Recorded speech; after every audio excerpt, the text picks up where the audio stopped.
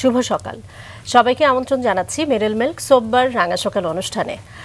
শীতের একেবারে শেষ ভাগে রয়েছি আমরা, এর মধ্যে বসন্ত আসি করছে, যেটা আমরা সবসময় বলি যে একটা ঋতু পরিবর্তনের সময় মানুষের শরীরেও কিছু পরিবর্তন আসে, বিশেষ করে বাড়ির বয়োবৃদ্ধ এবং শিশু যারা রয়েছেন তাদের শরীরের একটু বাড়তি যত্নের প্রয়োজন হয়। তো সেই দিকটি নিশ্চয়ই সবাই খেয়াল রাখবেন এবং নিজের যত্ন সেটি তো করতেই হবে। তো সবার প্রতি শুভকামনা জানিয়ে শুরু করছি আমাদের আজকের রাঙা সকাল। 2 ঘন্টা জুড়েই আয়োজন রয়েছে, আর পুরো রাঙা সকাল পরিবার তো আছেই, একই সঙ্গে আছি কাজী রওশন আর সাকি, আছি আমি আনিসুল ইসলাম। আমার পক্ষ থেকেও সুন্দর একটি সকালের শুভেচ্ছা। শুভ সকাল সাকি, কেমন আছো? আমি ভালো। আনিস, তুমি কেমন আছো? আমি অনেক ভালো আছি। খুব সুন্দর সুন্দর টিপস দিচ্ছিলে। টিপস না, যেটা আমরা সবসময় করি, তাই না? একটু সচেতনতা। শীতের শেষ হতে যাচ্ছে, খুব খারাপ লাগছে আসলে। শীত কেন যে এত কম থাকে তাই ভাবছিলাম। আমার সব ঋতুই একটু বেশি ভালো লাগে, তবে গরমটা গ্রীষ্মকালটা একটু কম পছন্দ করি। এবং সুন্দর একটি সকাল, একদম চমৎকার একজন অতিথি আছেন আমাদের মাঝে। চলো জানাই কে আছে। চলো কে আছে জেনে নিই। প্রিয় দর্শক, আমাদের আজকের অতিথি S M. Abdul Halim, chairman Bangladesh house building finance corporation এবং সাবেক মন্ত্রী পরিষদ সচিব। চলুন আমরা আমাদের আজকের অতিথিকে শুভ সকাল জানাই। শুভ সকাল স্যার। শুভ সকাল। কেমন আছেন স্যার? আমি ভালো আছি, আপনারা ভালো আছেন? আমরা অনেক ভালো আছি স্যার। পুরো সময় জুড়ে আসলে আপনার বর্ণাঢ্য জীবনের গল্প শুনবো। আপনি অনেক কাজ করেছেন এবং একটি কবি সত্তাও আপনার রয়েছে। কিছু লিখিস অবশ্যই। এবং শৈশবটা যেমন খুবই গুরুত্বপূর্ণ আমাদের জীবনের জন্য। আপনার শৈশব তো জামালপুরে কেটেছে, কেমন ছিল? জামালপুর আমার বাড়ি হচ্ছে জামালপুর জেলায়, কিন্তু একদম অজপাড়া গ্রাম বলা যায়, ইসলামপুর উপজেলার একটা মানে চর এলাকায়, প্রত্যন্ত এলাকায়। এখন অনেকটা উন্নত হয়েছে সেই এলাকা, এখন রাস্তাঘাট হয়েছে। কিন্তু আপনার শৈশবের কথা বলতে গেলে মানে মোটামুটিভাবে সমগ্র জীবন, মানে জীবনের ব্যাপ্তিটা এক একজনের কাছে এক এক রকম মনে হয়। কেউ কেউ মনে করেন একটা বিশাল, জীবনটা একটা বিশাল। কেউ কেউ মনে করেন এটা খুব টুইঙ্কেল অফ অ্যান আই, খুব মানে মুহূর্তে যেন আমাদের জীবনটা শেষ হয়ে যাচ্ছে। এই জন্য অনেকেই কবিরা বলেন যে the world is too much with আস। পৃথিবীটা, এই জীবনটা আমাদের কাছে এতটাই বেশি যে আমরা মরিতে চাই না। আমরা সুন্দর ভবনে, কবির ভাষায়, মরিতে চাই না আমি সুন্দর ভবনে, মরণের তুহু মম শ্যাম সম।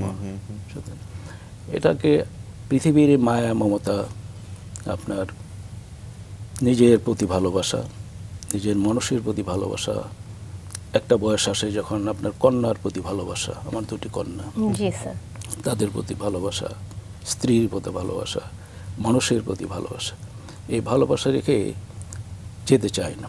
সেই জন্য বলে মরিতে চাই না আমি সুন্দর ভবনে। আবার এই জীবনে যখন শেষ দিকে আসে তখন মনে হয় জীবনটা কত তাড়াতাড়ি চলে গেল। ওই যে the world is too much with us, তখন আর বলা হয় না। The life is a tale told by an idiot, full of sound signifying nothing. এটা শেক্সপিয়ারের মেকবেথ বলেছেন একসময় এসে। The life is a tale told by an idiot, full of sound signifying nothing. তো এটা হচ্ছে জীবনটা। আসলে তখন দেখা যায়, শেষে এসে দেখা যায়, পিছনে তাকিয়ে দেখা যায় কিছুই নাই, শুধু ধুধু করছে পিছনে, কিছুই দেখা যাচ্ছে না, কিছুই করিনি। তো সেই লাইফ নিয়ে কিছু করেছি বলে মনে হয় না। কিন্তু মধুময় সেই সকাল, এই প্রভাত, যে যখন থেকে জীবন শুরু হলো, বুঝতে শুরু করেছি, সেই গ্রাম এখনও মনে পড়ে আমার। সেই গ্রাম, আমার গ্রামের নাম হলো বলিয়াদহ। এটা একটা কাব্যময় গ্রাম।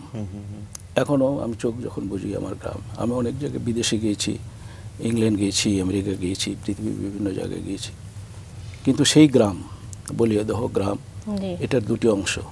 মাঝখান দিকে যমুনার থেকে একটা ছোট্ট ক্যানাল এসছে, সেটাকে আমরা নদী বলি, ওটাকে বলি বলিয়াদহ। দুপারে সুপারি বিথি, আম্র কানন, এখনও আপনি ধানের মাঠ, এখনো মনে হলে যেটা সেই চিরচেনা রূপ কি এখনো রয়েছে আপনার সেই গ্রামে?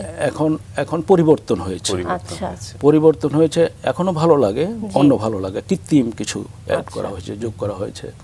যেমন ধরেন আমার যে নদী, আমি একটু পরে হয়তো সুযোগ দিলে আমি কিছু কবিতা লিখেছি। একটা কবিতা, হে প্রিয় নদী, সেটা আমি আবৃত্তি করে যদি সুযোগ হয় আমি অবশ্যই স্যার, একটা সনেট। তো সেটা দেখলে বুঝবেন যে আমার দুঃখ, আমার বেদনা, সেই এখন যখন যাই সেই নদীর পানি যে আগে কুলু কুলু ধ্বনিতে বইত, স্রোতস্বিনী যেটা ছিল সেরকমটি নেই, নদী শুকিয়ে গেছে। কিন্তু পাশে যে বৃক্ষগুলি সেরকমটি রয়েছে। কিন্তু আবার সেখানে কৃত্রিমতা কিছু করা হয়েছে, নদী যেটা ভাঙে, ছোট ছোট ভাঙে, ওটা আমরা সরকারের সঙ্গে অনেক কষ্ট করে কিছু অ্যারেঞ্জ করে ওই পাড়গুলি বাঁধিয়ে দেওয়া হয়েছে। তারপরে হচ্ছে কি ওটা ঠিক আছে, কিন্তু নদীর যে সাবলীল যে স্রোতধারা যেটা ছিল সেটি নেই।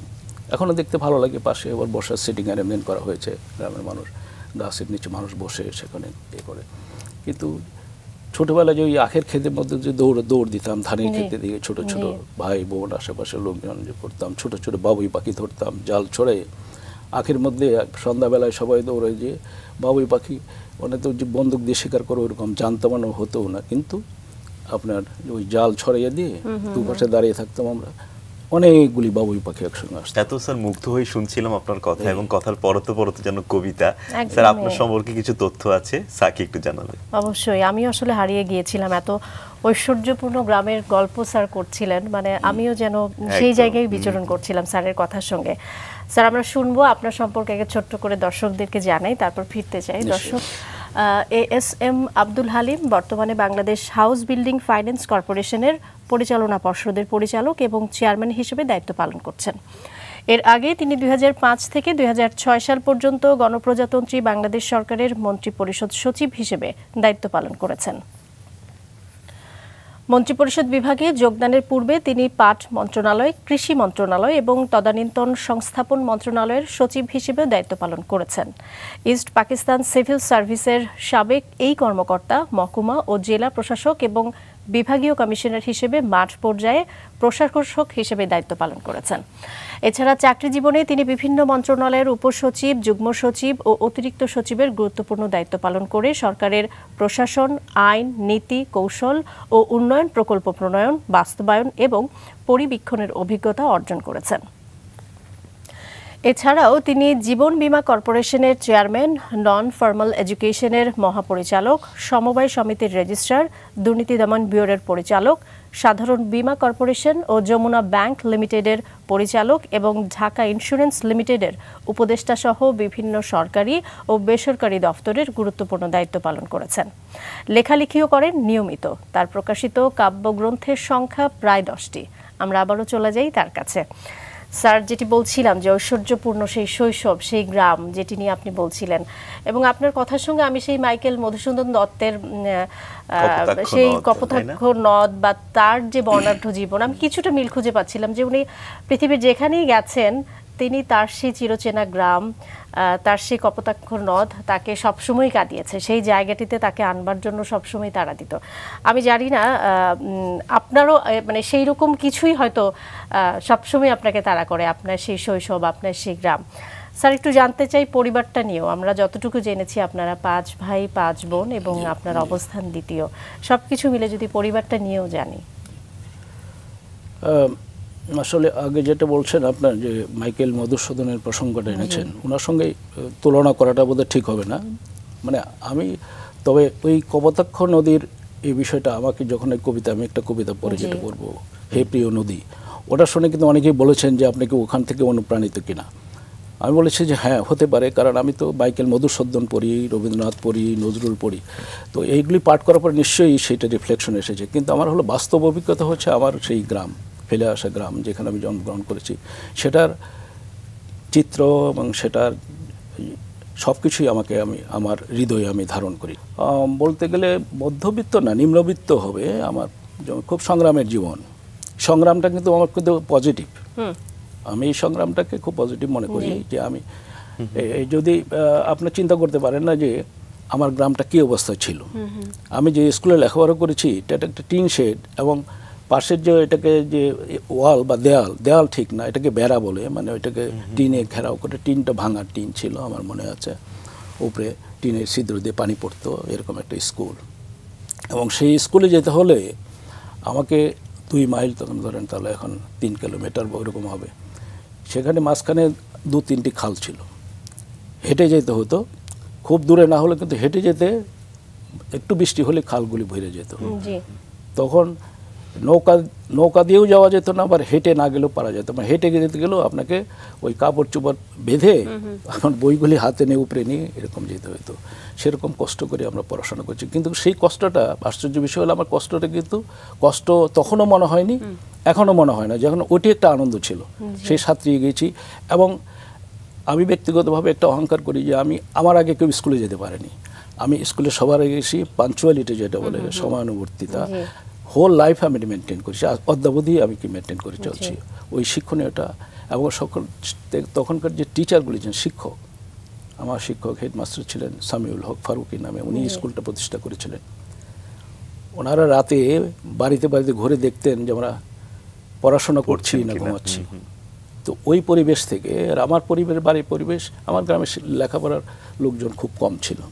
আমার ফাদার উনি অ্যারাবিক শিক্ষা করে ইন্ডিয়া থেকে লেখাপড়া করে এসেছিলেন। উনি এবং 2-4 জন দেখেছি যারা লেখাপড়া করেছেন। আর আমার পরিবারের সবাই শিক্ষিত, ভাই, আমরা 5 ভাই 5 বোন, তারা ছোটোখাটো চাকরি করে, ব্যবসা করে ইত্যাদি। কিন্তু আমার বেড়ে ওঠা হচ্ছে খুব সংগ্রাম করে, মানে অর্থনৈতিকভাবে খুব সচ্ছল ছিলাম না। অর্থনৈতিকভাবে আমার ছিল যেটা কৃষি জমি ছিল, সেই কৃষি জমি আমার দাদার থেকে কৃষক, মানে ফার্মল্যান্ড ছিল কিছু। কিন্তু দুর্ভাগ্য হলো, এটা সত্য যে তখন খরা, প্রচণ্ড খরাও দেখেছি, যে খরায় ধান মরে যাচ্ছে, পোকা ধান কেটে যাচ্ছে। বন্যার সময় প্রচণ্ড বন্যা হয়ে বাড়িঘরে পানি উঠে যেত, যার ফলে অর্থনৈতিকভাবে আমরা প্রায়ই দেখতাম যে আমাদের ঘরে খাবার সংকট হতো। সেটা বিভিন্নভাবে ঋণ করে বা করে এই করা হতো। আর আব্বা কিছু শিক্ষকতা করেছেন এই করে আমার। তো লেখাপড়া করে এই জন্য সব ভাইগুলি কিন্তু হায়ার এডুকেশন করতে পারেনি। আমার বড় ভাই, ইমিডিয়েট যে বড় ভাই, তার অবদান সবচেয়ে বড়, তিনি কলেজ পর্যন্ত লেখাপড়া করেছেন। কিন্তু আমার হায়ার এডুকেশনের জন্য, আমি উচ্চশিক্ষা যেহেতু আমি লেখাপড়ায়, তারা মনে করেছেন, শিক্ষকরা মনে করেছেন। আমার যে হেডমাস্টারের কথা বললাম, উনি যখন ক্লাস 7-8 পড়ি, তখন উনি আমাকে বলেছেন তুমি নিশ্চয়ই ডিস্ট্রিক্ট ম্যাজিস্ট্রেট হবে। আমি ডিস্ট্রিক্ট ম্যাজিস্ট্রেটকে আমি কিন্তু বুঝতাম না, মহকুমা প্রশাসক পর্যন্ত বুঝতে পেরেছি যে হ্যাঁ, সাব ডিভিশনে একজন কর্মকর্তা আছেন, উনি সর্বোচ্চ, উনি ক্ষমতাধর, এটা বুঝেছি। কিন্তু ডিস্ট্রিক্ট ম্যাজিস্ট্রেট কি বুঝিনি। উনি বলেছেন যে হালিম একদিন ডিস্ট্রিক্ট ম্যাজিস্ট্রেট হবে, ওটাই ছিল আমাদের সীমানা। তো কীভাবে চিন্তা করেছেন জানি না, পরের সময় যখন আমি ডিস্ট্রিক্ট ম্যাজিস্ট্রেট হলাম, উনি তখন ছিলেন না, মৃত্যুবরণ করেছেন। তার জন্য আমি দোয়া করি। তো ওই অর্থনৈতিক টানাপোড়েন ছিল আমার পরিবারে। সেখানে আমার বড় ভাই যিনি ছিলেন, তিনি ওই SSC HSC পরিমাণিক পড়া ছেড়ে কলেজ থেকে চলে আসলেন। কারণ আমার লেখাপড়ার খরচ, আরও ছোটো ভাই বোন আছে, তাদের লেখাপড়া, সুতরাং উনি এটা পড়াশোনা করলেন করে। এবং মানে অনেক স্মৃতি বিজিত সেই বড় ভাই যিনি, আমি যখন যেদিন ইউনিভার্সিটিতে বিশ্ববিদ্যালয়ে আসছি, তখন উনি আমার এই যে জামা কাপড় নিজে ইস্ত্রি করে দিচ্ছেন। এবং এখন বলতে গেলে মানে অশ্রু এসে যায়। উনি আমার জুতো উনি ব্রাশ করে দিচ্ছেন। আমি দেখি আমার জুতো খুঁজছি, আমার জুতো কোথায়? ওই কাচারি ঘরে যেয়ে আমার বড় ভাই জুতো ইয়ে করছেন। মানে হায়ার এডুকেশনের জন্য একটা পরিবারের সবাই আমার পিছনে, আমি যাতে ইউনিভার্সিটি যাব, এটাই একটা বড় বিষয়। আমি ইউনিভার্সিটি যাচ্ছি, পড়াশোনা করছি, আমার কাপড় টাপড় ঠিক থাকবে, অন্য কারো কাপড় থাক আর না থাক, আমার কাপড়টা ঠিক থাকতে হবে। তো আমার অহংকার হচ্ছে যে পরিবারের সবাই আমাকে যত্ন করে, আমার আব্বার অশেষ অবদান আছে। উনি স্কুলের শিক্ষক ছিলেন, উনি নিজে আমাকে ডিকশনারি কিনে দিয়েছেন, গ্লোব, ওনার নিজের তৈরি গ্লোব ছিল, সেই গ্লোবটা আমার চাকরি জীবন পর্যন্ত ছিল। পৃথিবীর কোথায় কোন দেশে উনি নিজে দেখিয়ে দিতেন, ডিকশনারি করতে হবে। এবং পত্রিকা, তখন দিনে পত্রিকা কিন্তু ওই গ্রামে নেওয়া সম্ভব ছিল না। আব্বা এসে হাট বাজারের পত্রিকা পড়তেন, আমাকে শোনাতেন, অত পুরানো পত্রিকা নিয়ে এসতেন। আর সবসময় ফোর্টনাইট একটা পত্রিকা ছিল, ওই ইংরেজি বাংলা মেশানো, দামটা মনে নেই। উনি ওটাকে সাবস্ক্রাইব করলেন। আমার ডাকঘর ছিল প্রায় 2 মাইল দূরে, ওই ডাকঘরে আসতো, ওখান থেকে পিয়নের সঙ্গে উনি অ্যারেঞ্জমেন্ট করেন। আমার একটা গ্রামে একটা গাছ ছিল, ওই পিয়নে যাতায়াত, ওই গাছে লটকে রাখতো, ওই পত্রিকাটা আমাকে দিত। চমৎকার। আমি যখন ওই ইংরেজি শব্দটুগুলি যেটা না বুঝতাম, আব্বা অনেক শব্দ বুঝতেন না, উনি ডিকশনারি, উনিও শিখতেন, আমিও শিখতাম। নিশ্চয়ই স্যার, আসলে প্রত্যেকের পরিবারে কিছু আদর্শ, কিছু ভ্যালুস থাকে এবং প্রত্যেক বাবা মা বা বড় ভাই বোন যারা থাকেন তাদের একটা কি বলবো ইচ্ছা শক্তি বা একটা সাপোর্ট থাকে যে বরের যে ছোটরা বা যারাই আছেন তাদের মধ্যে সেই ভ্যালুস বা সেই আদর্শগুলো তৈরি করে দেবার। আপনার ক্ষেত্রেও তার ব্যতিক্রম হয়নি, কিন্তু বড় বিষয় হচ্ছে কে কতটা আসলে নিতে পারে। স্যার, আমাদের আজকে মনে হচ্ছে যে আপনি যথাসম্ভব চেষ্টা করেছেন এবং আপনি একেবারে তার দোরগোড়ায় পৌঁছেছেন আমরা বলবো। আপনার জীবনের গল্প শুনে আসলে আমরা আবেগ আপ্লুত হয়ে গেছি। আপনার জীবনের ক্ষেত্রে আপনার বড় ভাইয়ের ভূমিকা রয়েছে। আসলে আমরা স্বপ্ন চূড়ায় যখন আসলে পৌঁছে যাই, এইসব মানুষদের অবদান কখনো আসলে ভুলে যাবার নয়। সাকি, আসলেই খুব মানে খারাপ লাগছে আসলে স্যারের কথাগুলো শুনে, যে এই যে অবদান, এগুলো তো ভুলবার নয় আনিস, তাই না? আর সামনে যতটা এগোবে মানুষ, পেছনের দিকে ততটাই ঘুরে তাকাবে। চমৎকার। আপনার কাছ থেকে জানতে চাই, জি, যেটি বলছিলেন সেই শৈশবের কথা, সেই বিশ্ববিদ্যালয় জীবনের কথা। তারপরে তো আপনার ধরেন বিশ্ববিদ্যালয়ে এসেছি, বিশ্ববিদ্যালয়ে সেই জীবন আবার অন্যরকম, ডিফারেন্ট জীবন। সেখানে আপনার লেখাপড়া, প্রচণ্ড লেখাপড়ার চাপ, এমনি হলগুলি, আমি তখন সলিমুল্লাহ মুসলিম হলের ছাত্র। তখনের সময় সলিমুল্লাহ মুসলিম হলে ভর্তি হওয়াটা খুব টাফ ছিল, এবং যারা ভালো এবং খুব বেশি বেশি সেখানে নেওয়া হতো, এবং তার পরিবেশটা ছিল খুব ভালো, ডিসিপ্লিন। যেমন ধরেন সিনিয়রদেরকে সালাম দেওয়া, যেমন বা কিছু কিছু জিনিস ছিল। আমরা গ্রামে অনেক সময় লুঙ্গি পরতাম, কিন্তু সেখানে ধরেন লুঙ্গি পরার বা ওইবারে ডাইনিং হলে যাওয়ার একটা নিয়ম নীতি ছিল। সেখানে অ্যাটলিস্ট আপনার প্যান্ট না হলেও তো পাজামা পাঞ্জাবি যেটা করবেন, এবং বড়োদেরকে শ্রদ্ধা করা শিক্ষা, এইটা আগে সালাম দেওয়া, এই শিক্ষাগুলি আমরা ইউনিভার্সিটি, যেটা ওইখানে আমি বলার সুযোগ পাইনি, যে এটা হলো যে প্রাইমারি স্কুলে, প্রাথমিক বিদ্যালয়ে যেটা ছিল, ওই মূল্যবোধগুলি, যে ভ্যালুস যেগুলি পড়ানো হতো, যে সকালে উঠে আমি মনে মনে বলি সারাদিন আমি যেন ভালো হয়ে চলি, সদা সত্য কথা বলিবে, মিথ্যা বলা মহাপাপ। এগুলি এখনও আমি যখন স্কুলে, কলেজে, ইউনিভার্সিটিতে ডিবেট করেছি, আগে ডিবেটের সময় এই সময় বলেছি, এখনও গ্রামে গঞ্জে যখন যাই, আমার ভাই বোন বা আপনার যেন মেয়ে বা এখন তো আমার নাতি হয়েছে, তাদেরকে স্কুলে নেওয়ার সময় ওটা ওই বলিগুলি আমি ওড়াই, যে ভ্যালুস, যেটা যে সারাদিন আমি যেন ভালো হয়ে চলি, সকালে উঠিয়ে আমি মনে মনে বলি সারাদিন আমি যেন ভালো হয়ে চলি, এবং সদা সত্য কথা বলিবে, মিথ্যা বলা মহাপাপ। এই বেসিক জিনিসগুলি আমাদের সারা জীবন, এটা বলা যায় না, অনেক সময় অনেকেই বলে যেগুলি পুরনো কথা, পুরনো কথা, যে এই মূল্যবান কথা কখনোই এটা ক্ষয়ষ্ণ হয় না, ক্ষয় যায় না, কখনো পুরনো হয় না সেইগুলি। তো সেইগুলি শিখে আমাদের জন্য ইউনিভার্সিটিতে লেখাপড়া করতে গিয়েছি, ওই যে মিথ্যা কথা বলা মহাপাপ, এই শিক্ষাটা ইউনিভার্সিটিতে, বিশ্ববিদ্যালয়ে লেখাপড়ার সঙ্গে সঙ্গে সেগুলি আমাদের কাজে লেগেছে। পড়াশোনা কখনো ফাঁকি দেওয়ার মনোবৃত্তি ওটা ছিল না, ভালো লেখাপড়া করেছি ইউনিভার্সিটি। শেষের দিকে এসে ধরেন আমার চাকরি জীবনে, তখন তো 69-এর আন্দোলন, গণ আন্দোলন অভ্যুত্থান, সেখানে মিছিলে মাঝে মাঝে গিয়েছি, অতটা অ্যাক্টিভিস্ট ছিলাম না, কিন্তু মাঝে মাঝে গিয়েছি। তো ওই সময় যখন অটোনমির কথা উঠলো, স্বায়ত্ত শাসনের কথা উঠলো, তখন বাংলাদেশের একটা ছিল, আমার তখন চাকরির বয়স হয়নি, আপনার ধরেন 69-এ 20 বছর বয়স, তখন 21 বছর, তখন সেন্ট্রাল সার্ভিস একটা আছে, ও পরীক্ষাটা আমি দিতে পারি। 69-এর কথা বলছেন? এটা হলো 69-70। আচ্ছা, আমি 69-এ পরীক্ষা দিয়ে 70-তে ইপিসিএস বলতো আর কি, ওই ইপিসিএস পরীক্ষাটা দিয়েছিলাম। অনেকে বলছে এই পরীক্ষাতে আমি দিচ্ছে কোনো হচ্ছে সেন্ট্রাল সুপিরিয়র, আমার সেন্ট্রাল সুপিরিয়র পরীক্ষা দেওয়ার সুযোগ হবে না। আমার একটা বদ্ধপূর্ণ ধারণা হচ্ছে দেশ অটোনমি না হলেও স্বাধীন হতে যাচ্ছে, যে আন্দোলন কোনো অভ্যুত্থান, সুতরাং আমি সেই পরীক্ষা দিয়ে আমি কোয়ালিফাই করলাম। আমি ইপিসিএস, তখন ওটাকে বলতো ডেপুটি ম্যাজিস্ট্রেট না ডেপুটি কালেক্টর, ওই হিসেবে আমি চাকরিতে কিন্তু জয়েন করেছি। সেই যোগদান করার পরে আপনার আমার প্রথম পোস্টিং, যেটা আমি সেদিন বলছিলাম যে আমার হলো বগুড়াতে। এর মধ্যে আরেকটি মানে স্মরণীয় ঘটনা ঘটেছে, যখন আমরা চাকরিতে ট্রেনিংয়ের জন্য 70-তে অক্টোবর নভেম্বরের দিকে জয়েন করলাম, আপনার দক্ষিণবঙ্গে আপনার ভোলা, হাতিয়া, সন্দ্বীপ এখন ডিভাস্টেটেড হয়ে গেল, একদম ঘূর্ণিঝড়ে একদিন হঠাৎ শোনা গেল যে বহু হাজার হাজার লোকজন মারা গেছে, শিশু এবং আপনাদের পশু, মানে সব কিছু, মানে ঘর বাড়ি বিধ্বস্ত হয়ে গেছে। তা আমাদের একদম রিলিফ সেক্রেটারি ছিলেন, উনি একটা ডিনারে গেছেন ওই আমাদের ওই ট্রেনিংয়ের সময়। আমাদের তো আমার চাকরির বয়স বোধহয় 15 দিন, তা আমরা বোধহয় 45 ছিলাম তখন। তো বলো যে এতগুলি ইয়াং অফিসার তোমরা আছো, তোমরা you go and practical experience নিয়ে আসো। আমরা জানি না কি হঠাৎ করে আমাদের পরের দিন একটা অর্ডার আসলো, আমাদেরকে ভোলা সন্দ্বীপ যেতে হলো। আমরা সেখানে গেছি, 3 মাস কেটেছি। তখন আমরা দেখেছি যে নদীতে লাশ ভাসছে 15 দিন পরে, তখনও লাশ ভাসছে। তো সেই মানুষগুলি এবং যাদের ঘর বাড়ি নেই, তাদের স্ত্রী সন্তান হারিয়েছেন। আমাদের একজন সঙ্গে গেলেন লঞ্চে, এক ব্যক্তি ঢাকা থেকে।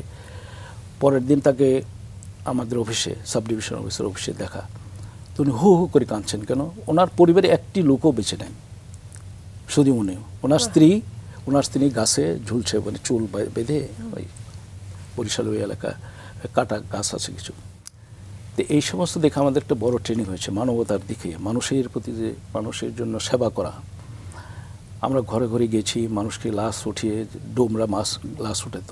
প্রথম দিকে খুব খারাপ লাগতো যে গন্ধ আসতো, কিন্তু তখন মানুষের সেবার মনোভাব যদি, মনোবৃত্তি যদি আসে, মানুষের যে এটা আত্মা বলে একটা কথা আছে, আত্মাটা যদি পরিচ্ছন্ন থাকে, তাহলে মানুষের প্রতি সেবা করার আগ্রহটা বেড়ে যায়। তো ওই যে আমাদের যে একটা বদ্ধমূল একটা সেবার আগ্রহ হলো, সারা জীবন আমি মানুষকে চেষ্টা করেছি সেবা করার। সেই সেবা থেকে আমি কখনো পিছিয়ে সরকারি জীবনে, এই জন্য আমি সারা জীবন মানুষের শোনা। মানুষ গ্রামগঞ্জ থেকে মানুষ আসে, অনেকে আমরা চাকরি হলে কি, চেয়ার হলেই কি একটা বলে, মানুষ বলে যে চেয়ারের একটা গরম আছে, মানে চেয়ারটা হলে হয় কি মানুষের মধ্যে একটা ওই একটা অহংবোধ এসে যায়। এবং আমাদের একটা তো ভ্রান্ত ধারণা বরাবরই থাকে যে সরকারি চাকরিজীবীদের, সেটা আমি চেষ্টা করেছি যে আমার মধ্যে যেন আল্লাহ তাআলা ওই অহংবোধটা না দেয়। তাই অহংবোধ শেষ পর্যন্ত দেয়নি, এবং অনেক পরিশ্রম করার কাজও করেছি। যেমন ধরে নেন, শহীদ প্রেসিডেন্ট জিয়াউর রহমান যখন আসলেন, ওনারা জানেন সবাই, ক্যানাল ডিগিংয়ের একটা প্রোগ্রাম ছিল বিশাল, সেটা সারা দেশে। সেটা হচ্ছে যে স্বনির্ভরে কাজ করতে হবে। স্বনির্ভরে, তোমাকে এখানে কোনো পয়সা দেওয়া হবে না, কিছু দেওয়া হবে না, মানুষকে উদ্বুদ্ধ করে তোমার কাজ করতে হবে। তাই ও সাব ডিভিশন অফিসার কিন্তু সাব ডিভিশনের হেড, এবং ওনারই দায়িত্ব হলো ওইটা। ঝালকাঠি সদর থেকে রাজাপুর একটা উপজেলা আছে 7 মাইল দীর্ঘ, সেটা সুগন্ধা নদী, ওইটাকে সুগন্ধা নদী বলা হয়তো, সেইটা সিল্টেড হয়ে যায় ওদেরকে জোয়ার ভাটায়। সেটাকে আমরা নিয়েছিলাম প্রজেক্ট হিসেবে, এবং আমার নেতৃত্ব সবাইকে ঐক্যবদ্ধ করা, স্কুলের ছাত্র, মাদ্রাসার ছাত্র, পীর সাহেব, সবাইকে উদ্বুদ্ধ করা যে বিনা পয়সা আপনাকে খাল কাটতে হবে, কোদাল ধরতে হবে। তাহলে আগে শহীদ প্রেসিডেন্ট জিয়াউর রহমান সেদিন উদ্বোধন করে নিজে কোদাল ধরে কাটলেন, এরপরে হাজার হাজার মানুষ এখানে আসলেন। কিন্তু হঠাৎ থমকে গেল যে এই বিনা পয়সায় তো প্রচণ্ড রোদ, এর মধ্যে লোক নিয়ে আসা। আমাকে প্রতিটি স্কুলে যেতে হয়েছে, মাদ্রাসায় যেতে হয়েছে, অনুরোধ করতে হয়েছে। মানুষ কিন্তু উদ্বুদ্ধ হয়েছে। যদি আপনাকে সিনসিয়ার দেখে, অনেস্ট দেখে যে লোকটি পরিশ্রম করছে, আমি তো এমনি কালো মানুষ না, আমার চামড়া কিন্তু পুড়ে গিয়েছিল। মানে আমি তখন ওইদিকে কোনো জিপ নাই, কিছু নাই, একটা মোটর সাইকেলের পিছনে করতাম, রোদ, প্রচণ্ড রোদের মধ্যে স্কিন নষ্ট হয়ে গেল। কিন্তু আই ডিড ইট, আমি এটা করেছিলাম। 7 মাইল এত গভীর হয়েছিল, এবং শহীদ প্রেসিডেন্ট জিয়াউর রহমান পরে যখন ওইটাকে উদ্বোধন করতে গেলেন, উনি বলছে হাউ কাম, তুমি এটা কী করে করলে, উনি নিজে।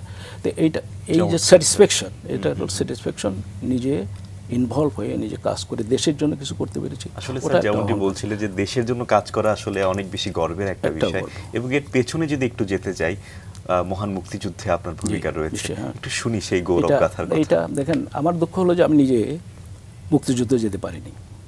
মুক্তিযুদ্ধে না যাওয়ার একটা বেদনা, সেটা এখন আমার মধ্যে কাজ করছে।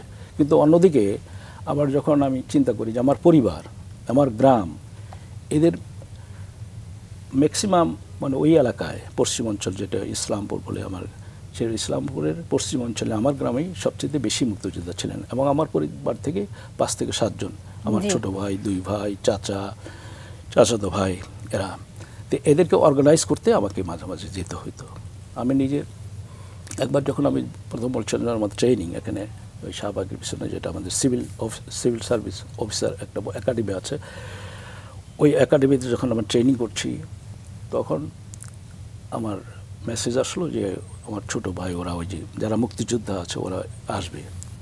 তো এই সুযোগে আমি চলে যাব। তখন তো আমি ছুটি নিলাম, 2 দিন মাত্র ছুটি নিলাম। ছুটি তখন দিতেন না। ওখানে আমার একজন ডিপটি ডাইরেক্টর ছিলেন, নন বেঙ্গলি। উনি সবসময় আমাদেরকে গোয়েন্দাগিরি করতেন, আমাদের অবজার্ভ করতেন, কি ভাই কী করছি। হ্যাঁ, তারপর আমি ছুটি নিলাম। মা অসুস্থ, আসলে অসুস্থ ছিলেন, আমি অসুস্থ ছিলাম, ওইতে চলে গেলাম। যাওয়ার পরে ওদেরকে যখন নিয়ে আসলাম, নিয়ে এসে মুক্তিযোদ্ধাদের রাখা মানে পিছনে সবসময় লোক লেগে আছে, কখন একটু টের পেলে। এবং সেই দিনই ঘটনাক্রমে আমার পাশের গ্রামে একজনের বাড়ি পুড়িয়ে দেওয়া হলো, ওইখানে একজন মুক্তিযোদ্ধা ছিলেন।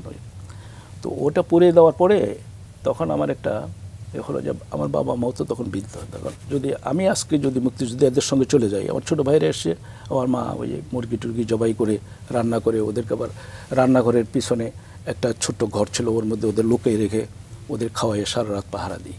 পাহাড় দিয়ে সকালবেলা সেই ওখান থেকে 7 মাইল দূরে যমুনা তীরে যে ওখান থেকে ওদের উঠে দিয়ে বিদায় দিয়ে আই কেম ব্যাক। আমি এসছি এই জন্য যে আমাকে মুক্তিযুদ্ধে গেলে কালকে আমার বাবা আমাকে মেরে ফেলবে অথবা বাড়িঘর পুড়িয়ে দেবে। সুতরাং আব্বা বললো তুমি মুক্তিযুদ্ধে তোমার অপশন, তুমি যেতেও পারো, তুমি ফিরে আসতে পারো। তো দেখলাম যে না, বাবা মাকে বাঁচানো এটাও আমার জন্য আর আমার ঢাকা থেকেই আমরা যারা কলিগ ছিলাম এখানে আমি ট্রেনিং করতাম, তারা এখান থেকে চাঁদা আদায় করতে এই আপনার আখাওয়ারা দিয়ে আমরা ওইখানে আমাদের লোক ছিল, তার সাথে আমরা চাঁদা উঠিয়ে দিতাম। সেইভাবে আমরা সংগঠিত করেছি। শেষ পর্যন্ত আমার লাইফে হুমকে এসেছে, ওই ডিপটি ডাইরেক্টর সাহেব আমার বিরুদ্ধে লিখেছিলেন যে তো হয়, কিন্তু আমার যে ডাইরেক্টর ছিলেন ডক্টর সলিমুল্লাহ, উনি আমাকে সেভ করেছেন। উনি নিজে মন্ত্রণালয়ে গিয়েছেন যে না আমি ওকে চিনি, ওনার মুক্তিযোদ্ধার সঙ্গে কোনো সম্পৃক্ততা না, উনি ছুটিতে গিয়েছিলেন, মার আমি রেহাই পেয়েছি। কিন্তু হয়তো যদি ওইটাকে আমাকে অ্যাকসেপ্ট না করতো তো আমাকে হয়তো মানে ওরা কিল করতো। যাই হোক, আমি ওইটুকু আশ্বস্ত যে আমি মুক্তিযোদ্ধাদের আমার ছোটো ভাইদেরকে কেয়ার নিয়ে ওদেরকে দিয়ে কিছু মুক্তিযুদ্ধে অংশগ্রহণ করতে পেরেছি, ইনডাইরেক্টলি চাঁদা দিয়ে সংগঠক হিসেবে কাজ করেছি। সেটা একটা কঠিন এবং খুব রিস্কি ছিল। যারা ভিতরে দেশের ভিতরে যারা কাজ করে তাদেরকে রিস্ক কিন্তু আরও বেশি ছিল। ওখানে মুক্তিযুদ্ধের সম্মুখ সমরে যারা দুঃখে তাদের তো রিস্ক ছিলই, যে কোনো সময় মারা যেত, অনেকে হাজার মারা গেছে। কিন্তু এখানে থেকে রিস্ক হলো যে কোনো সময় গোয়েন্দা টের পেলে তো আমাদেরকে ধরে নিয়ে যাবে। সেটা থেকে রেহাই পেয়েছি, বেঁচে আছি এখন, আল্লাহ তাআলা কিছু দেশের সেবা করতে দিয়েছে। 14ই ডিসেম্বর বুদ্ধিজীবী হত্যা দিবসেও কিন্তু আপনার একটা হুমকি এসেছিল, যতটুকু আমরা জানি। এটা খুবই ইন্টারেস্টিং মানে এটা ভয়ঙ্কর এবং যখন ওখানে বেঁচে গেছি তখন খুব আনন্দ উদ্বেলিত, যে না এত বড় এর থেকে আমরা বেঁচে গেলাম। বগুড়ায় তখন বলছি আমার প্রথম পোস্টিং যখন ট্রেনিং, ওটা ডিস্ট্রিক্ট ট্রেনিং বলে, ট্রেনিংয়ে ছিলাম। তো 14ই ডিসেম্বর একটা মিটিং ডাকা হলো সব অফিসার এবং সম্ভবত কিছু ইলাইটস যারা শহরে, তাদেরকে ডাকা হলো। এটা সারা দেশে বোধহয় করা হয়েছিল সেই সময়। এবং 14ই ডিসেম্বরে যখন একটা বুদ্ধিজীবী হত্যাও হয়েছিল, তো সেটা করুণ ইতিহাস আমাদের বাংলাদেশের জন্য। তো তখন আমরা তখন ইয়াং অফিসার, ঠিক আছে মিটিংয়ে যাব। রাতের বেলা তখন ডেপুটি কমিশনার নাম ছিলেন, উনি ছিলেন মঞ্জুরুল করিম, হি ওয়াজ ভেরি ব্রিলিয়ান্ট এবং স্মার্ট অফিসার। উনি আবার ওই কমান্ডেন্ট যারা ছিলেন আর্মি, ওখানে একজন ব্রিগেডিয়ার ছিলেন সম্ভবত বেলুচ, তো ওনার সঙ্গে খুব সখ্যতা ছিল, ফ্রেন্ডশিপ ছিল। তো উনি হঠাৎ করে রাতে আমাদের সিনিয়র অফিসার এডিসি লেভেলে যারা, তাদেরকে টেলিফোনে বললো তোমরা এক্ষুনি চলে যাও। উনি মেসেজটা দিয়েছেন গোপনে। ওই অফিসার বাংলাদেশি আমাদের জন্যই কাজ করছিলেন, খুব গোপনে, খুব ইয়েতে। তো উনি বলছেন তোমরা যেখানে থাকো চলে যাও, কারণ আগামীকাল মানে 14 তারিখে, 13 তারিখ রাতে হচ্ছে এটা, 14 তারিখ তোমাদেরকে সবাইকে শেষ করে দেওয়া হবে। তো ওনারা পালিয়ে গেলেন, আমরা পালিয়ে গেলাম। মানে তো আমি তো ব্যাচেলার ছিলাম, আমার কোনো প্রবলেম ছিল না, আমাদের সঙ্গে ফ্যামিলি ছিল, অনেকে কিছু জিনিসপত্র ছিল, এদেরকে নিয়ে দৌড়েছি। আমাদের এক ড্রাইভার সাহেব ছিলেন, উনি খুব ওয়াজ ভেরি কাইন্ড, ওনার কাছে আমরা কৃতজ্ঞ যে উনি আশ্রয় দিলেন, বলে স্যার যতদিন থাকে আমার এখানে থাকবেন। উনি নিজে বাংকার খুঁড়ে রাখছেন, ওইখানে আমরা বাংকারে পালাই রাতে। এক রাত থাকার পরেই দেখা গেলো যে এখানে থাকা যাবে না। বগুড়ার কাছেই, শহরের কাছেই দ্রুম করে শব্দ হচ্ছে, শেল পড়ছে বাড়ির কাছেই। কিন্তু বগুড়ার একটাই হচ্ছে যে বগুড়ার যে বাড়িঘর প্রায় তখন ছিল মানে ওই আউটস্কার্ট সিটি, শহরের বাইরে যেগুলি ছিল ওগুলি মাটির ঘর। মাটির ঘরগুলি কিন্তু খুব শক্ত, যে দেখলাম যে এত বড় বড় সাউন্ড হচ্ছে কিন্তু ঘরগুলি ভাঙছে না, পড়ছে না। আপনি শহরের বাইরেই ছিলেন তখন পালিয়ে গেলাম, শহরেই তো ছিলাম। শহরে থেকে ওই যে যখন মেসেজ আসলো যে আগামীকাল মানে 14 ডিসেম্বর আমাদের হত্যা করা হবে ওই মিটিংয়ে, সুতরাং রাতে যেখানে পারো ভাগো, ভেগে যাও। ওই ডেপুটি কমিশনার ওই ব্রিগেডিয়ার কাছ থেকে মেসেজটা পেয়েছি। সেই মহান মুক্তিযুদ্ধ, তারপর সেই 14ই ডিসেম্বর যখন আমাদের অনেক বুদ্ধিজীবীদের হত্যা করা হয়, তার আগে একটি যে পূর্ব পরিকল্পনা চলছিল এবং আপনি সেটি জানতে পেরেছেন পেরেছিলেন, কারণ আপনিও সেই টার্গেটের ভেতর ছিলেন। আপনি সবাই। বগুড়ার গল্প করছিলেন যে আমার তখন মানে শহর ছেড়ে গ্রামে চলে যাওয়া। জি, মানে ওইটা যখন ওই খবরটা পাওয়া গেল যে এটা আমরা কাল আমাদের 14 ডিসেম্বর আমাদের সব অফিসার এবং লোকাল লিডার্স দিয়ে মিটিং করা হচ্ছে, সেইখানে তাদের মিশন ছিল কিলিং, মানে আমাদের সবাইকে শেষ করে দেওয়া হবে। ওই খবরটা ভাগ্যক্রমে সৌভাগ্যক্রমে আমরা পেয়েছিলাম থ্রু আমার ডেপুটি কমিশনার, উনি সেই ব্রিগেডিয়ার সাহেব নিজেই খবর দিয়েছিলেন। যা হোক সেখানে যে ওই আমাদের ড্রাইভার যিনি ছিলেন ড্রাইভার সাহেব ওনার বাড়িতে ছিলাম, সেই বাড়িতে রাত কাটালাম। খুবই ভীতিজনক ছিল, কারণ চারিদিক থেকে সেল আসছে, দ্রুম দ্রুম শব্দ হচ্ছে। তো আমাদের চাইতেও আমার যে সঙ্গে সিনিয়র কলিগ ছিলেন ওনার অনেক বয়স ছিল, এডিসি মোশাররফ হোসেন তালুকদার ছিলেন নাম, তো উনি এবং আরেকজন ভদ্রমহিলা ছিল, ওনার বাচ্চা ছোট বাচ্চা এবং ওনার ওয়াইফ ছিল। তো খুবই আমরা ত্রাসের মধ্যে ছিলাম। তো ওখান থেকে পরের দিন সকালে ওই ড্রাইভার সাহেব বললেন যে এখানে থাকা বোধহয় ঠিক হবে না স্যার, তাহলে আমরা ওই গ্রামের ভিতরে আরও বোধহয় 7-8 মাইল দূরে, তখন আমরা হেঁটে অনেকটা দৌড়াই চলে গেলাম সেখানে। তারপরে মানে হঠাৎ করে এরকম খবর আসলো যে ওই হতো কি মানে যে সৌমিত্র বাহিনীর যে ট্যাঙ্কগুলি ঢাকার দিকে যেয়ে আবার হয়তো ব্যাক করে বগুড়ার দিকে আসতো। তো এরকম 2-1টা ট্যাঙ্ক যখন উল্টো দিকে আসছে তখন ওরা সবাই মনে করছে ট্যাঙ্ক তো গ্রামে ঢুকে যাচ্ছে, এখন যাওয়ার সময় আমাদের হত্যা করে যাবে। তখন এখান থেকে ছুটে মানে কত মাইল যে দৌড়াইছি মানে বলা যায় না, মানে নাবিশ্বাসে দৌড়াই ঘর মাত্র। আবার এদিকে যারা বাচ্চা কাচ্চা নিয়েছে তারা পড়ে যাচ্ছে, তারা কাঁদছে, তাদেরকে আবার কুলে নিচ্ছে কেউ। মানে ওই চিত্রটা এখন মনে হয় যে আমরা কিভাবে আমরা আবার ওই পরিস্থিতি থেকে বেঁচে আসলাম। আল্লাহ তাআলা মানে এটা বিশেষ রহমত ছিল। ফিরে এসে পরে আবার অনেকে এসে খবর দিল যে না এটা না পাকিস্তানি না ট্যাঙ্ক না, এটা হচ্ছে মিত্রবাহিনীর ট্যাঙ্ক। আবার ফিরে এসে আমরা পরের দিন 16 ডিসেম্বরে সেটা আর একটি দৃশ্য, এটাকে করুণ বলতে পারেন, আবার অতি আহ্লাদে মানুষের যে মানে চিত্ত মানে বিকশিত বা আহ্লাদিত হয়, মানে আমাদের আহ্লাদের বা খুশির সীমা ছিল না। আমরা যারা ওখানে পালিয়েছিলাম গ্রামের লোকজন সবাই দৌড়ে আসছে। কেউ মানে ফুলের গাছ তো তেমন ছিল না, যা 2-4টে ফুল এই গাছ থেকে, কেউ হয়তো পাতা গাছের পাতা নিয়ে এসে একটা মরে নিয়ে এসে আমরা দাঁড়িয়ে আছি। মুক্তিযোদ্ধা আসছেন, কারো ঝাঁকড়া চুল, উস্কো খুস্কো, দেখলে অনেককে দেখলে ভয় লাগে, কিন্তু ওই সময় ভয় তো না, তখন আনন্দে তাদেরকে জড়িয়ে ধরেছি। ওনারা অনেকেই হয়তো মাটিতে পড়ে যাচ্ছেন, মাথার নত করছেন, মানে মনে হচ্ছে যে ওনারা পাগল হয়ে গেছেন, মানে আনন্দের আতিশয্যে এমন হয়ে গেছে যেন তারা পাগল হয়ে গেছে। তাদের দৃশ্য দেখে আমাদের চোখ দিয়ে জল পড়ছে। আমার সিনিয়র ভাই ছিলেন রবিউল ইসলাম, উনি মারা গেছেন। উনি এত পাগল ছিলেন মুক্তিযোদ্ধাদের জন্য যে উনি মুক্তিযোদ্ধা মনে হয় উনি পায়ে সালাম করবেন না ধরবেন জড়িয়ে, এরকম একটা। তো আমরা অভিভূত ওই সময়টা, ওই স্মৃতি জড়িত। আসলে জীবন বাজি রেখে যারা আসলে যুদ্ধ করেছেন এবং আপনাদের মতো মহৎ মানুষেরা তাদের পাশে দাঁড়িয়েছেন, এটা আসলেই আমাদের উপলব্ধি করতে হবে। নিশ্চয়ই এটা মানে ওনাদের আপনার মুক্তিযোদ্ধাদের ঋণ তো কোনোদিন শোধ হবে না। এই দেশের জন্য যেটা করেছেন সেটা আমাদের ঋণ শোধ হবে না। এবং স্যার পরবর্তী সময়ে আপনার কর্মজীবনের কথায় যদি আসি, জি, আপনি চমৎকারভাবে ভূমিকা রেখেছেন, সরকারের বিভিন্ন দপ্তরে আপনি উচ্চপদস্থ কর্মকর্তা হিসেবে ভূমিকা রেখেছেন, সেই গল্পতে একটু আসি। জি, দেশ গড়ার পিছনে আপনার ভূমিকা রয়েছে। কর্মজীবনটা তো আসলেই কর্মবহুল এবং আমার লাইফে অ্যাকচুয়ালি ওই পারিবারিক জীবনটার থেকে আমি কর্মজীবনটাকে আমি বেশি করে পে করেছি। এই জন্য আমার অবদান পরিবারের এগেইন, বিশেষ করে আমার স্ত্রী, উনিও হাইকোর্টের একজন অ্যাডভোকেট, কিন্তু ওনার অবদানটা সবচেয়ে বেশি।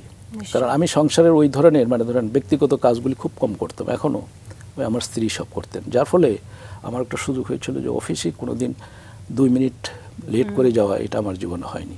এবং আমি এমন ঘটনা ঘটেছে, এটা বললেও অতিরঞ্জিত হবে, যে পিয়ন যারা থাকে আর কি, MLSS বলি যারা, তারা পৌঁছার আগে আমি অনেকেই পৌঁছতাম, তারা বিব্রত হতো। আমি অনেকেই যে আমার টেবিলটাকে নিচে আমি গুছিয়ে কাজ করেছি, এরকম। এটা চাকরির প্রথম থেকে এবং শেষ অবধি আমি করে আসতে পেরেছি।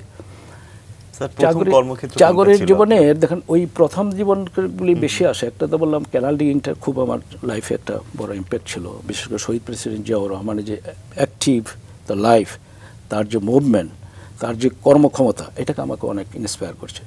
সততা, ওনার সততা আমরা ইন্সপায়ার হয়েছি ব্যক্তিগতভাবে।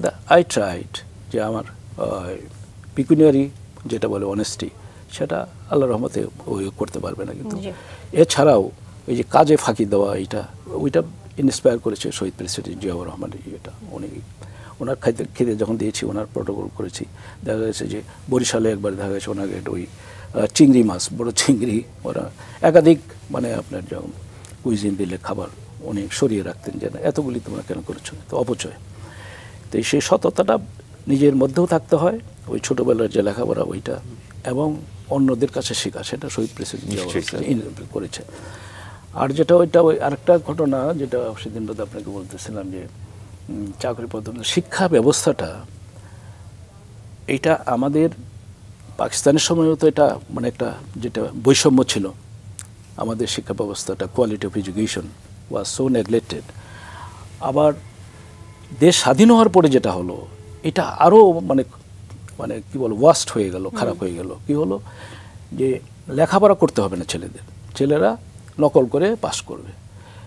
এবং আমি যখন ওই যে বগুড়ার কথা বলি, বগুড়ায় যখন প্রফেশনাল ম্যাজিস্ট্রেট বলে, তখন আমাকে ডেপুটি কমিশনার ওই নকল দেখতে দায়িত্ব দিল। ওটা একটা গার্লস স্কুল ছিল সেখানে। তো সেখানে যখন আমি ঢুকলাম, গিয়ে দেখি ওটা তো হলো গার্লস স্কুল, এবং গার্লসদের পরীক্ষা দেওয়ার কথা, মেয়েদের পরীক্ষা দেওয়ার কথা ওইখানে। তো আমি দোতলা উঠে দেখি সব ছেলেরা ভিতরে। তো বিষয়টা কী, তো টিচার বলছে যে স্যার ওদের তো কন্ট্রোল করা যায় না, ওরাই পরীক্ষা দেয়, মানে ছেলেরা মেয়েদের হয়ে পরীক্ষা দেয়। তার বিশ্বাস্য, কিন্তু সেটা ছিল ওইরকম। তো ওইটা আমরা করতে গেলাম, যে অনেক অনুরোধ করে বা ভয় টয় দেখে বের করে দিলাম।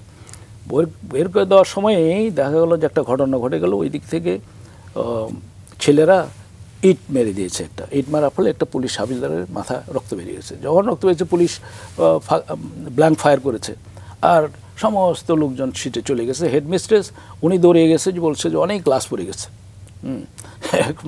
এটা বলার ফলে সমস্ত শহর থেকে, তখন তো জাস্ট আপনার ধরেন ইন্ডিপেন্ডেন্স যুদ্ধের সময় একটা তখন ভলাটাইল অবস্থা, দৌড়ে সবাই ঘিরে ফেলে কেমন একটা ফায়ারিং হলো। কে মারলো? আমাদের লোকজন, ওই ম্যাজিস্ট্রেট। তখন তো আমি ইয়াং ধরেন শুকনা ছিলাম, ম্যাজিস্ট্রেট বলতে বোঝাও যেত না, কিন্তু অনেকে চিনতো ম্যাজিস্ট্রেটকে ধরো।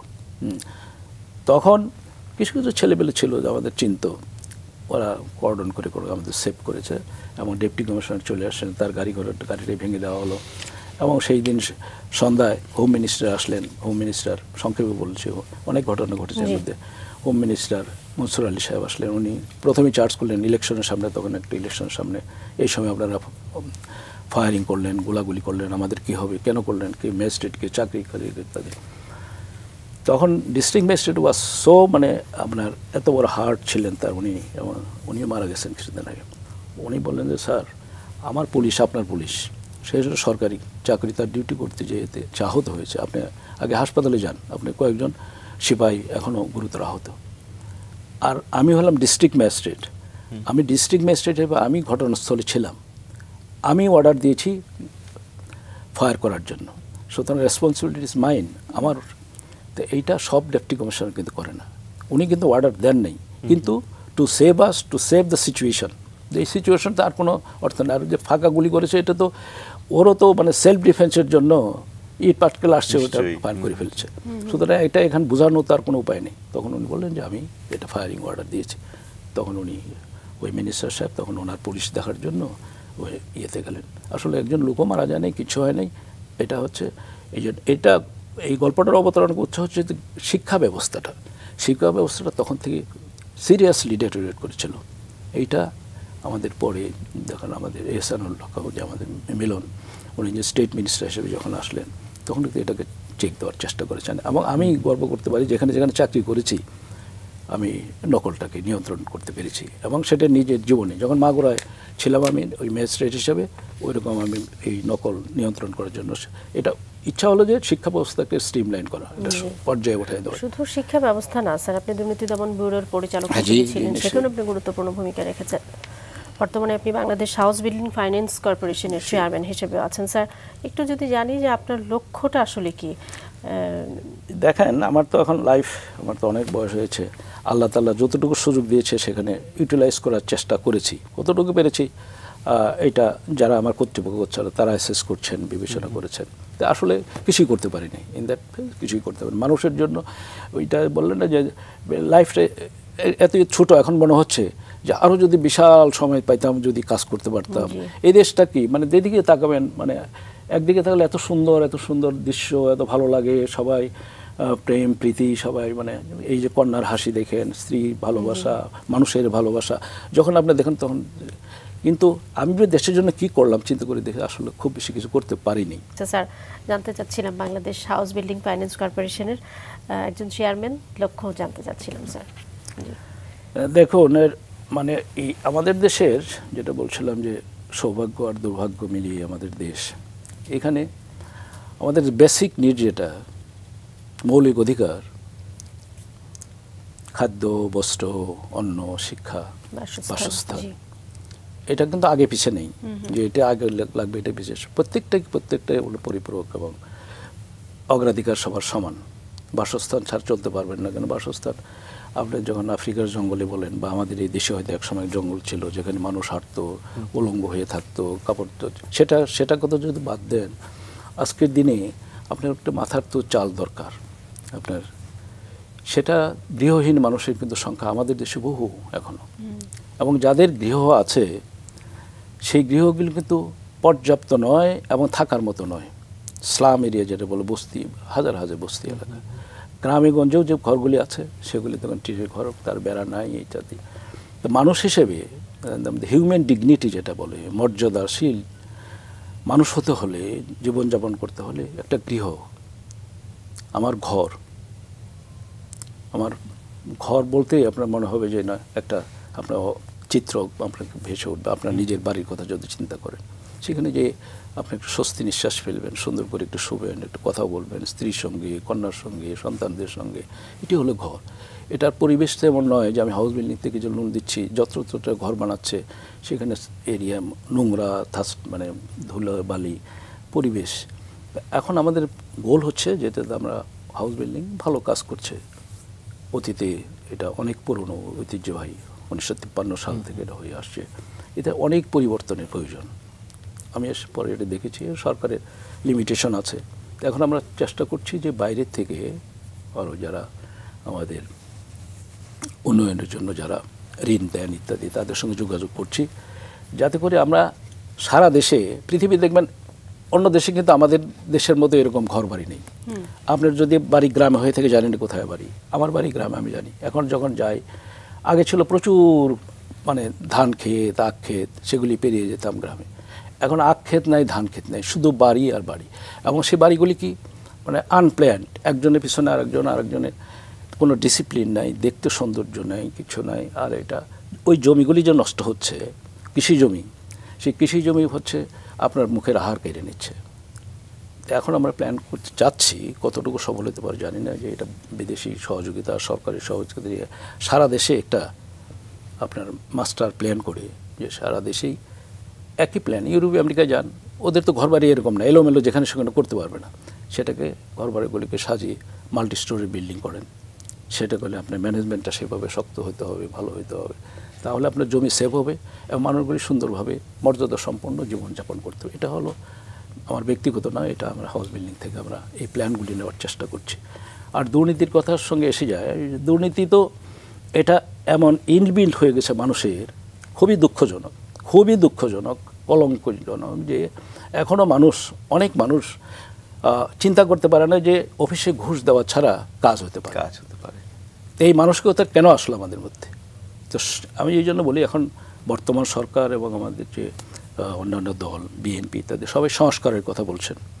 বিএনপিও সংস্কারের কথা বলছেন, বিএনপি অনেক আগেই সংস্কারের কথা বলছেন। তো এই সংস্কারের মূল হাত দিতে হবে ওইখানে। আপনার দেখেন, go back to the village এবং আপনার প্রাইমারি স্কুলে চলে যান, শিক্ষা, ওখানে আপনার ছেলে মেয়েকে শিক্ষা দিতে হবে, যেমন তুমি সত্য কথা বলবে, তুমি মিথ্যা কথা বলবে না, তুমি ভালো হবে, ভালো মানুষ হিসেবে করে উঠবে। তোমার বাবা যিনি মিথ্যা কথা বললে, বাবা তো ছেলেকে শেখাবে, এখন উল্টো ছেলেকে আমার শিক্ষা দিতে হবে, যেন বাবা বলে যে বাবা তুমি মিথ্যা কথা বলো না। যদি এরকমটা করতে পারেন, তাহলে আপনার যখন উনি হাই স্কুলে আসবে, ইউনিভার্সিটি পেরিয়ে যখন একজন অফিসার হয়ে যাবে, whether he is an officer ও দ্য পলিটিক্যাল লিডার, যাই হোক না কেন, উনি তো একটা সৎ মানুষ, একটা ভালো মানুষ আসবে। উনি ঘুষ খাবেন না, উনি ঘুষ খাবেন না, উনি মিথ্যা কথা বলবেন না, তাহলে আপনার দেশকে আপনি দুর্নীতিমুক্ত করতে পারবেন। তাহলে আপনি যদি আপনার পরিকল্পনা, এটা বিশাল 50 বছর 50 ইয়ার্স আপনার পরিকল্পনা, সংস্কার, মানুষের আত্মার পরিশুদ্ধ করেন, ভালো লেখাপড়া করান, কোয়ালিটি অফ এডুকেশন, লেখাপড়া করেন। ইঞ্জিনিয়ার হচ্ছে কি আসে, আমি সিভিল সার্ভিসে গেছি, কি হয়েছে, আমি তো মানুষ কিনা, বলে তো বলতে আমি মানুষ কিনা, মানুষ বলবে যে হ্যাঁ লোকটা মানুষ। প্রথম আপনাকে মানুষ বলতে হবে, তারপরে আপনি কি ডিসি না আপনার কি ইঞ্জিনিয়ার নাকি ডক্টর, সেটা হলো পরে। ভালো মানুষ হলে আপনি ডাক্তার হলে ভালো সেবা করবেন, ভালো না হলে আপনি তো শুধু নারী কেটে পয়সা নেবেন, তাই না? এইটা ভালো মানুষ, আমার চিন্তা হচ্ছে মানুষ। আপনার সঙ্গে আজকের এই আয়োজনের শেষ ভাগই রয়েছে একরকম। আমরা আসলে আপনার সঙ্গে আরো অনেক সময় অনেক কিছু জানবার আসলে ছিল, আজকে সময় স্বল্পতা সবকিছু মিলেই হয়তো একটু ছোট ছোট করেই জানছি। স্যার আপনি লেখালেখিও করছেন, এখনো লিখছেন, এখানে বেশ কিছু বইও রয়েছে। স্যার লেখালেখি নিয়ে একটু জানতে চাই, সঙ্গে এই বইগুলো প্রসঙ্গে যদি আপনি একটু বলেন। জি, এখানে বই রয়েছে মোনালিসা। জি, আমরা একটু দর্শকদেরকেও দেখাই।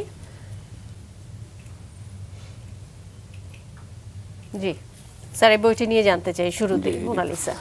এটা আসলে আমার প্রথম পাবলিশড বই হচ্ছে এই মোনালিসা। মোনালিসাটা লিখতে গিয়ে আমি আগে যেটা বলেছি, স্টুডেন্ট লাইফ থেকে অনেক কবিতা লিখেছি, 2-1টা কবিতা এর মধ্যে আছে। তো এইটাকে আমি শেষ পর্যন্ত সনেট আকারে নিয়ে এসেছি। 14 পংক্তি, প্রথম একটা 8 পংক্তি, তারপরে 6 পংক্তি। এটা আপনি হিসাব করে দেবেন, প্রত্যেকটা আপনার এই যে অক্ষর, এখানে 14টা অক্ষর, এদিকে 8টা লাইন, এখানে 8টা লাইন, এটা একটা সনেট আকারে করেছি। তো এখানে প্রায়ই আপনার কিছু প্রেমের কবিতা আছে, দেশের উপর কিছু কবিতা আছে, আর আমার যে নদী নিয়ে আমি সবসময় একটু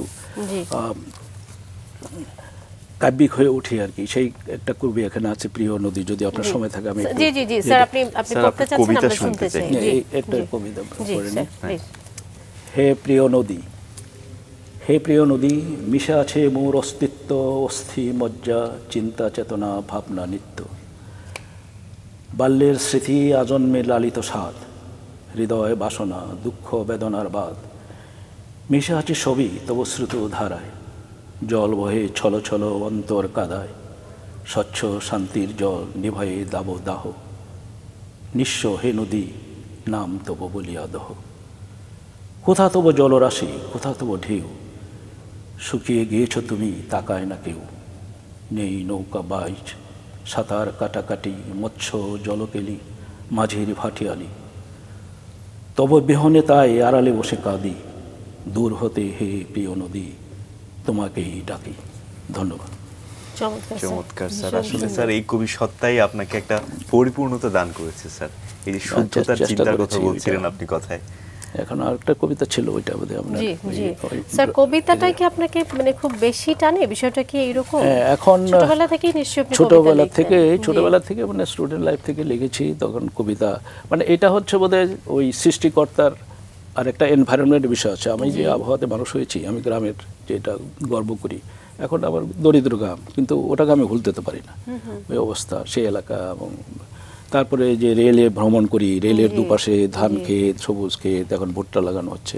আমি কৃষি মন্ত্রণালয় থেকে এবার একটা জিনিস, এটা আমি অহংকার করি, যে কৃষি মন্ত্রণালয় থেকে আজ যে ভুট্টা দেখছেন নর্থ বেঙ্গলে, এটা আমি যখন কৃষি সচিব ছিলাম তখন আমি কিন্তু ইন্ট্রোডিউস করেছিলাম ওই রসুন পেঁয়াজ এটাকে এক্সপান্ড করার জন্য, এবং ভুট্টা চাষটা নর্থ বেঙ্গলে চরের মধ্যে, এটা আমি নিজে গ্রামে গঞ্জে যেয়ে এটা চেষ্টা করছি। স্যার আরো একটা কবিতা আছে আমাদের সামনে, স্যার আপনারই লেখা, সেটাও একটু শুনি। এটা মানে এটা হচ্ছে এবারের এই বইমেলাতে যাবে, একটা ইংরেজি বই করতে যাচ্ছি। সেখানে ওই বইটি, দুটো বই যাচ্ছে, একটা বাংলা, এই বাংলা বইটা হচ্ছে আপনার বিহঙ্গ কথা। ওর মধ্যে আপনার প্রকৃতি, প্রেম, প্রকৃতি বিভিন্ন রকমের আছে, প্রেম গঠিত বেশি আছে। আর আরেকটা হচ্ছে ইংরেজি বই, সেটা হচ্ছে উই রিভল্ট। ওটা দেশপ্রেম ইত্যাদি। তো এই একটা কবিতা আছে, যদি সময় থাকে আমি পরে শোনাতে পারি। We revolt A clarion call from an angel, not from the heaven, but from the small hills and green trees, boughs and bushes in the earth, far below the cloudy sky. A virtuous giant, a champion warrior, standing on a cannon with a tumultuous heart. Courageous lion's voice, roar to fight like a rock, we revolt, not to kill any, We revolt not to kill humanity. We revolt against unjust society. We revolt to do away with corruptions, sway with deprivations. We revolt to tamper injustice. We revolt to halt sins and vices. We revolt to bring peace and tranquility. We revolt to bring back happiness, harmony, serenity, and purity. We swear to uphold our pride, glory, and dignity. I am here, Jia, the great, the victor, who revolted, who fought and won, did splendid, brought victory. Thank you all. চমৎকার sir. Sir এত ব্যস্ততার ভিড়েও আপনি কবিতা চেষ্টা করি, কবিতাকে ভালোবাসেন। এটাতে আবার ঝামেলা আছে কিছু, ওই মানে কবিতা তো সাধারণত দিনের বেলা সময় পাই না, বসে রাত 12টা 1টা পরে, তখন অনেকে বলে যে রাতের বসে বসে তুমি কি করো, অনেকে এটা মনে করে যে। চমৎকার স্যার, আমাদের হাতে একেবারেই সময় শেষ হয়ে গেছে স্যার। অশেষ ধন্যবাদ আপনাকে, এই ব্যস্ততার মধ্যেও আপনি সময় দিয়েছেন, আপনাকে অসংখ্য ধন্যবাদ। ঠিক আছে, আমি খুবই আনন্দিত, এবং আজকে আপনাদের বিশেষ করে এই মাছরাঙা টেলিভিশনকে ধন্যবাদ আমাকে ইনভাইট করার জন্য, এবং যারা শুনলেন, জানি না কি বলেছি আজেবাজে, যারা শুনলেন সবাইকে ধন্যবাদ স্যার, অনেক ভালো থাকবেন, কৃতজ্ঞ।